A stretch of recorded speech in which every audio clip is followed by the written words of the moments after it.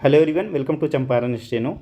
दोस्तों, हम अभी आप लोग के साथ बिहार सचिवालय स्टेनोग्राफर से संबंधित कुछ आपके डाउट्स थे, उसको क्लियर करने जा रहे हैं। इसमें सबसे पहले डिस्कस करेंगे कि बिहार सचिवालय स्टेनोग्राफर में कुल कितना फॉर्म फिलअप हुआ है।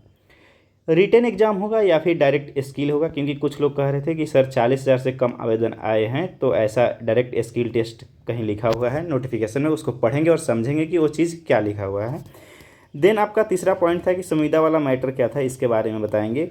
फिर एडिट का ऑप्शन आएगा या नहीं आएगा, एग्ज़ाम कब तक होगा, इसके संभावना के बारे में, और सीट बढ़ेगा या नहीं बढ़ेगा, इन सब चीज़ों पर डिस्कस करने जा रहे हैं। और जो भी डिस्कस करेंगे वो एक आपको ऑथेंटिक सोर्स के माध्यम से ही प्राप्त जानकारी के अनुसार आपके सामने डिलीवर करने जा रहे हैं। तो आइए शुरू करते हैं। सबसे पहले हम लोग जान लेते हैं कि कितना फॉर्म फिलअप हुआ है। तो एक स्टूडेंट के द्वारा ही आयोग के पास आरटीआई किया गया था कि सर बताइए कि इसमें कितना फॉर्म फिलअप हुआ है, इसकी जानकारी मांगी गई थी।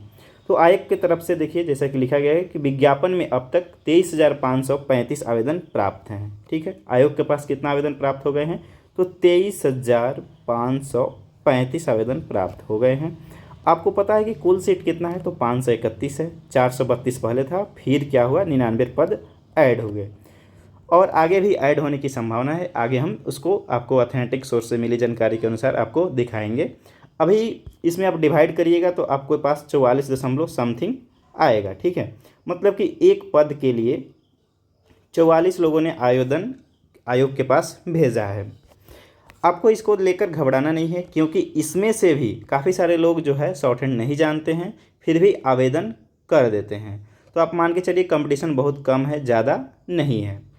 तो इससे आपको जानकारी मिल गई होगी कि कितना कंपटीशन है, आपको कैसे टेकअप करना है। दूसरी बात जिक्र करते हैं कि 23,000 ही आवेदन प्राप्त है समथिंग, जैसा कि आपको पता है। तो आपने कहा था कि सर 40,000 से तो एक कम है, तो क्या 40,000 से कम है तो रिटेन एग्जाम होगा या फिर डायरेक्ट स्किल टेस्ट इसका हो जाएगा, मतलब शॉर्ट हैंड और टाइपिंग का टेस्ट हो जाएगा, क्योंकि नोटिफिकेशन में उन्होंने कहीं पढ़ रखा था। आइए उसी पॉइंट को हम लोग पढ़ के समझते हैं कि आयोग की तरफ से जो नोटिफिकेशन जारी किया गया है उसमें क्या लिखा गया है। ये जो आप देख रहे हैं, ये पेज नंबर 6 है, आयोग का ओरिजिनल जो नोटिफिकेशन जारी हुआ था उसका। इसमें हम लोग डायरेक्ट चयन की प्रक्रिया पॉइंट नंबर 2 को पढ़ते हैं। ठीक है, इसमें लिखा गया है परीक्षा की जो प्रकृति होगी वो कैसे होगी, वस्तुनिष्ठ प्रकार की होगी, मतलब ऑब्जेक्टिव होगी। इसका पॉइंट नंबर 1 है, इसको पढ़ते हैं। इसमें लिखा गया है बिहार कर्मचारी चयन आयोग परीक्षा संचालन नियमावली 2010 के आलोक में 40,000 से अधिक आवेदन प्राप्त होने पर प्रारंभिक परीक्षा आयोजित की जाएगी। अधिक आवेदन प्राप्त होने पर प्रारंभिक परीक्षा एक से अधिक चरणों में आयोजित की जा सकती है। कहने का अर्थ ये है कि 40,000 आवेदन अगर प्राप्त होता है आयोग के पास में, तो इसमें क्या होगा भैया, तो इसमें आपको पीटी एग्ज़ाम कंडक्ट कराया जाएगा। लेकिन 40,000 से यदि अधिक आवेदन आयोग के पास में प्राप्त हो जाता है, इससे यदि अधिक आवेदन प्राप्त हो जाता है, तो पीटी एग्ज़ाम जो होगा ये 2 चरणों में, मतलब एक से अधिक चरणों में आयोजित की जाएगी। मतलब कि 40,000 तक रहेगा तो पीटी तो होना श्योर है। ठीक है, 40,000 से यदि अधिक हो जाता तो आपका पीटी और मेंस दोनों एग्ज़ाम कंडक्ट कराया जाता। ठीक है, अब आपको समझ में आ गया होगा कि इसमें रिटेन होगा या नहीं होगा, क्योंकि 23,000 आपके पास आवेदन प्राप्त है, तो इसमें रिटेन एग्ज़ाम तो होना ही है। ठीक है, रिटेन एग्ज़ाम तो होना ही है, मतलब रिटेन होगा, उसके बाद ही आपका स्किल टेस्ट होगा, उसके बाद ही आपका स्किल टेस्ट होने जा रहा है। 40,000 तक ये संख्या रहता है तो अब आपको यही प्रोसेस होगा। 40,000 से अधिक हो जाता तो आप मान के चलिए कि रिटेन होगा। रिटेन में ही 2 पार्ट हो जाता है, एक पीटी और फिर एक मेंस। एक से अधिक पेपर रिटेन में होता है, उसके बाद देन आपका स्किल टेस्ट होता है। ठीक है, तो आप श्योर रहिए कि आपका रिटेन होने वाला है, रिटेन के बाद ही आपका स्किल टेस्ट होगा। ठीक है, तो रिटेन का आप तैयारी करिए, सिलेबस इसमें दिया गया है, जैसा कि आप पहले भी हमने डिस्कस कर चुके हैं। आप अगर नहीं देखे हैं तो हमारे यूट्यूब के प्लेलिस्ट में जाइएगा, वहाँ पे सारा वीडियो एक एक करके डिस्कस किया गया है, आप वहाँ से समझ सकते हैं। तो आप श्योर रहिए कि आपका रिटेन होने वाला है। ठीक है, डायरेक्ट स्किल टेस्ट नहीं होगा। अब बात करते हैं हम संविदा वाला मुद्दा पर। ठीक है, संविदा वाला मुद्दा तो ये भी आयोग के द्वारा ही एक लेटर इशू किया गया था, जो आशुलिपिक और आशुटंकक विज्ञापन संख्या 7/25 के संदर्भ में था। इसमें लिखा गया था, जैसे कि यहाँ पढ़िएगा, कि कार्य अनुभव के आधार पर नियुक्ति में अधिमानता का लाभ सिर्फ उसी पद पर नियमित नियुक्ति के समय दिया जाएगा जिस पद पर संविदा नियोजन के तहत कार्य किया गया हो। कहने का अर्थ है कि कुछ लोग पूछ रहे थे कि सर संविदा में भी बहुत सारे पद पर लोग कार्यरत हैं, जैसे कि डीओ, स्टेनो और कई सारे पद हैं, ठीक है। तो क्या कोई भी पद पर कोई कार्य कर रहा है तो स्टेनो में उसको लाभ मिल जाएगा? तो यहाँ पे स्पष्ट लिखा गया है कि नहीं, ऐसा कोई बात नहीं है कि उसको लाभ सिर्फ उसी पद पर नियमित नियुक्ति के समय दिया जाएगा जिस पद पर उन्होंने क्या किया है, कार्य किया है। मतलब स्टेनो जो होंगे वहीं सिर्फ लाभ प्राप्त कर सकते हैं, बाकी लोगों को यहाँ पे नहीं दिया जाएगा, ठीक है। अब कितना लाभ दिया जाएगा इसके बारे में जिक्र करते हैं। तो यहाँ लिखा गया है, संविदा के आधार पर पूर्व में अभ्यर्थी द्वारा प्रतिवर्ष की गई संतोषजनक सेवा के लिए अधिकतम 5 अंक प्रतिवर्ष की दर से 25 अंकों का अधिमानता दी जाएगी, ठीक है। मतलब प्रतिवर्ष जितना साल उन्होंने काम किया है उसमें 5 अंक को क्या किया जाएगा, उनको दिया जाएगा। लेकिन एक बार आरटीआई करके इसके बारे में क्लियर किया गया है, वो हमने टेलीग्राम पर भेजा भी था, तो उसमें ये 5 अंक है तो 5 अंक नहीं है, ये प्रतिशत में उसको बताया गया है, ठीक है। मतलब 100 नंबर में 5 नंबर का जिक्र यहाँ पे किया जा रहा है, तो मतलब कि उनको 25% का क्या मिल जाएगा, वेटेज मिल जाएगा।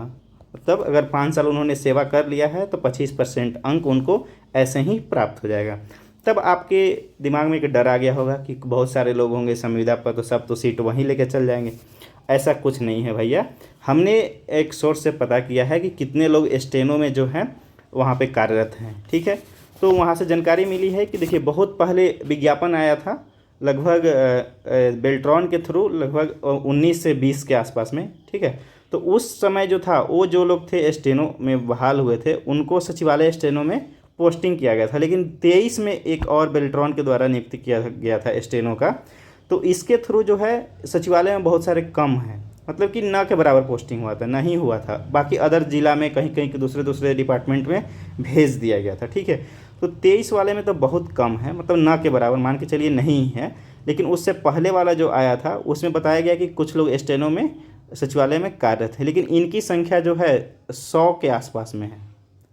एग्जैक्ट जानकारी मुझे नहीं मिल पाई है, लेकिन इतना कहा गया है कि 100 के ही आसपास में है, ज़्यादा लोग नहीं हैं। और वो भी सोच लीजिए कि जो 5 साल 6 साल तक नौकरी कर रहा है तो उनका रिटर्न उतना मजबूत नहीं होगा, ठीक है, काफ़ी कमज़ोर होगा। वो लोग अब छोड़ दिए होंगे और पढ़ते भी नहीं लोग। काफ़ी लोग हम पूछे भी कि क्या कुछ लोग तैयारी कर रहे हैं, तो कुछ लोग बताए कि हम फॉर्म ही फिलअप नहीं है, उनको जानकारी ही नहीं था इस बारे में, ठीक है। और कुछ लोग होंगे जो फॉर्म फिलअप किए होंगे तो उनका रिटर्न उतना तगड़ा नहीं होगा जितना आप अभी कर लिए हैं। तो इसके लिए आप परेशान मत होइए, ये काफ़ी नॉर्मल सा इशू है। तो आप इसमें समझ गए होंगे कि जो स्टेनो में है सिर्फ आ सकते हैं वहीं, उनको 25% का वेटेज मिलेगा और वो काफ़ी कम संख्या में, आपका कंपटीशन यहाँ पर भी नहीं होने वाला है। अब हम बात करते हैं कि इसमें एडिट का ऑप्शन आएगा कि नहीं आएगा, एग्ज़ाम कब होगा और सीट बढ़ेगा कि नहीं बढ़ेगा, ठीक है। ये भी आपका एक स्टूडेंट के द्वारा आरटीआई किया गया था आयोग के पास में, तो आयोग के द्वारा आपको जानकारी दिया गया है क्या कि स्टूडेंट के द्वारा मांग किया गया था बीएसएससी पोर्टल पर एडिट का ऑप्शन देने का रिक्वेस्ट किया गया था। तो आयोग की तरफ से लिखित में आया है कि वर्तमान समय में विज्ञापन संख्या 7/25, ठीक है, आशुलिपिक में अधियाचना आयोग के कार्यालय में प्राप्त हो रही है, ठीक है। कहने का अर्थ है कि बहुत सारा जो डिपार्टमेंट है, जैसे बहुत सारे विभाग, परिवहन विभाग, अलग अलग विभाग होते हैं, वहाँ से जो भी स्टेनो का पद खाली है उसके लिए अभी आयोग के पास में अधियाचना प्राप्त हो ही रहा है। मतलब 531 आपका पोस्ट है, इसमें और पोस्ट क्या है, जुड़ने वाला है, अलग अलग से अधियाचना प्राप्त हो रही है। उनका प्रकाशित विज्ञापन में पदों की जोड़े जाने की कार्रवाई प्रक्रियाधीन है, मतलब कि उसका जोड़े जाने की कार्रवाई चल रही है, इसमें एडिंग होने का कार्रवाई जो है चल रही है। पदों को जोड़े जाने एवं आवेदन लेने की प्रक्रिया पूर्ण होने के उपरांत ही आयोग द्वारा एडिट के ऑप्शन देने पर विचार किया जा सकता है, ठीक है, ये लिखा गया है। इससे 2 चीज़ आपको क्लियर हो गया, एक कि 531 जो सीट है ये क्या है, इंक्रीज होने वाला है, मतलब इसमें कार्रवाई चल रही है जोड़ने का, अभी प्रक्रिया प्रोसेस में है। दूसरा चीज़ कि एडिट का ऑप्शन दिया जा सकता है, मतलब अगर आयोग की तरफ से ऐसा मैसेज आ रहा है तो आप मान के चलिए कि 99% की एडिट का ऑप्शन आएगा ही। लेकिन कब आएगा? जब ये पूरा टोटल हो जाएगा, रीओपन हो जाएगा पदों की संख्या, उसके बाद आपका क्या होगा, तब इसमें एडिट का ऑप्शन दिया जाएगा। ठीक है, ये जो चीज़ आपको क्लियर हो गया होगा।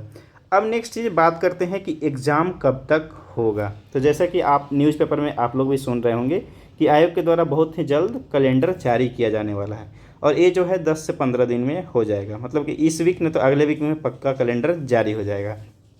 लेकिन मुझे जहाँ तक जानकारी मिल रही है कि एग्ज़ाम जो है वो आपका दिसंबर से पहले नहीं होने जा रहा है। ठीक है, दिसंबर जनवरी आप मान के चलिए कि दिसंबर या फिर जनवरी के आसपास में एग्ज़ाम होने की प्रबल संभावना है, क्योंकि अभी देखिए इसमें पद जुड़ रहा है, उसमें भी टाइम लगेगा। अगर फॉर्म फिलअप रीओपन होगा ही, जब पद ऐड होगा तो रीओपन होगा तो और लोग भी आवेदन करेंगे, तो उसके लिए भी आपको 10-15 दिन टाइम मिलेगा। ठीक है, और उसके बाद में एडिट का ऑप्शन भी 2-3 दिन के लिए दिया जाता है, तो उसके लिए भी दिया जाएगा, तो मतलब थोड़ा सा इसमें टाइम होगा। जहाँ तक टेंडर की प्रक्रिया है, जैसे कि हमने पिछले वीडियो में आपको बताया था कि टेंडर की प्रक्रिया पूर्ण होने पर आयोग एग्ज़ाम कंडक्ट करा लेगा 3-4 माह में, 2-3 माह में कंडक्ट करा लेगा। तो टेंडर की भी जो प्रक्रिया है वो चल रही है, अब वो अंतिम चरण में ही है। ठीक है, तो वो हो जाएगा, उसके बाद में इसमें पद ऐड हो जाएंगे, उसके बाद ही एग्ज़ाम के बारे में सोचा जाएगा, और आपका रिटेन एग्ज़ाम तो होना ही है। तो आप एक टारगेट लेकर चलिए कि दिसंबर तक आपका हो जाएगा, तभी आपके पास 4 मंथ 5 मंथ है, आप आराम से प्रिपरेशन करिए काफ़ी अच्छे ढंग से। तो चलिए इतना ही में हम लोग वीडियो समाप्त करते हैं। अगर आपका इसके अलावा भी कोई डाउट हो तो आप हमारे टेलीग्राम से जुड़कर हमसे पूछ सकते हैं, और टेलीग्राम का लिंक जो है नीचे डिस्क्रिप्शन बॉक्स में दिया गया है, वहाँ से आप ज़रूर ज्वाइन कर लें, ताकि स्टेनो से संबंधित किसी प्रकार की जानकारी आपको समय समय पर मिलती रहे। Thank you.